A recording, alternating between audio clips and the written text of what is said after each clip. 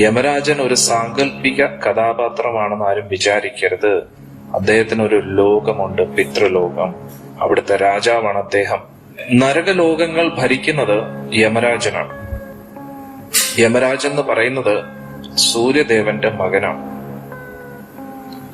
അദ്ദേഹം പിതൃലോകത്താണ് താമസിക്കുന്നത്, അദ്ദേഹത്തിന്റെ സേവകരുമായിട്ടൊത്ത്. ഭഗവാൻ നിർദ്ദേശിച്ച പ്രകാരം അദ്ദേഹത്തിന്റെ തീരുമാനങ്ങൾ എടുക്കുകയാണ് അദ്ദേഹം. അതായത് ജഡ്ജാണ് അദ്ദേഹം.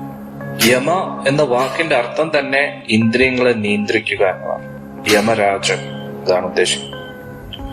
മരണത്തിന്റെയും കൂടെ ദേവനാണ്, കാലനാണ് അദ്ദേഹം. ഓരോ വ്യക്തികളുടെയും കർമ്മം അനുസരിച്ച് അവർക്ക് നരകമോ സ്വർഗലോക പ്രാപ്തിയോ കൊടുക്കും. എത്ര കാലത്തോളം നരകത്തിൽ കിടക്കണം എന്നതും തീരുമാനിക്കുന്ന ആരാ? യമരാജനാണ്.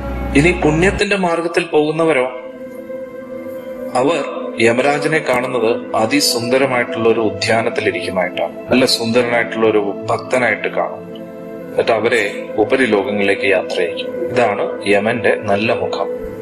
ഏറ്റവും വലിയ പാപികളാണെങ്കിൽ കൊണ്ടുപോകാൻ വേണ്ടി യമദൂതന്മാർ വരും.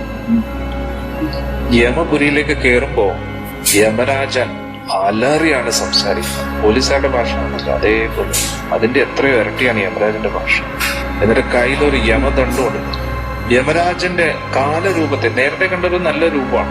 ധർമ്മരാജന്റെ ശാന്തരൂപം, ഇത് ഏറ്റവും ഡേഞ്ചറസ് രൂപമാണ്. യമരാജന്റെ കയ്യില് കറുത്ത ഒരു ദണ്ഡുണ്ടെന്ന് പറയും. 32 കൈകളുണ്ട് യമരാജൻ. അദ്ദേഹത്തിന് 2 അസിസ്റ്റന്റുകളുണ്ട്, ചിത്ര, വിചിത്ര. ചിത്രൻ ആൾക്കാരുടെ പുണ്യപ്രവർത്തികൾ എഴുതി വയ്ക്കും. വിചിത്ര എന്ന് പറയുന്ന ആളാണ് അവിടുത്തെ ഉള്ള എല്ലാവരുടെയും പാപകർമ്മങ്ങൾ എഴുതി വയ്ക്കും. ചിത്രഗുപ്തൻ എന്ന് പറഞ്ഞു കഴിഞ്ഞാൽ യമരാജന്റെ സേനാപതിയെ പോലെയാണ്, വളരെ സ്ട്രോങ് ആയിട്ടാണ് സംസാരിക്കുന്നത്. ചിത്രഗുപ്തൻ പാപികളോട് ചോദിക്കും, എന്താണ് നീ ഒന്നും ചിന്തിക്കാതെ ഇങ്ങനെയൊക്കെ തെറ്റുകൾ ചെയ്തോ? ഇപ്പൊ എന്താ നീ ദുഃഖിച്ചിരിക്കുന്നു? പാപം ചെയ്തപ്പോഴൊന്നും ഈ ദുഃഖം ഇല്ലായിരുന്നല്ലോ. ഇതേപോലെയല്ലേ നീ എല്ലാരെയും വേദനിപ്പിച്ചത്? ഇങ്ങനെയായിരിക്കും സംസാരിക്കുന്നത്.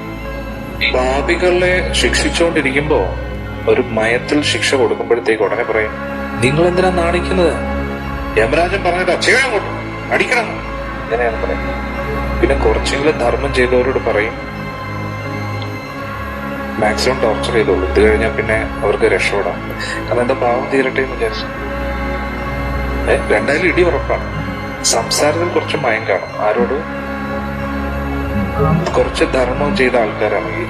പോലീസുകാരും അങ്ങനെയല്ലേ, നല്ല കുറ്റവാളികളോട് നല്ല ഇടിച്ചിട്ടായിരിക്കും സംസാരിക്കും അല്ലെ.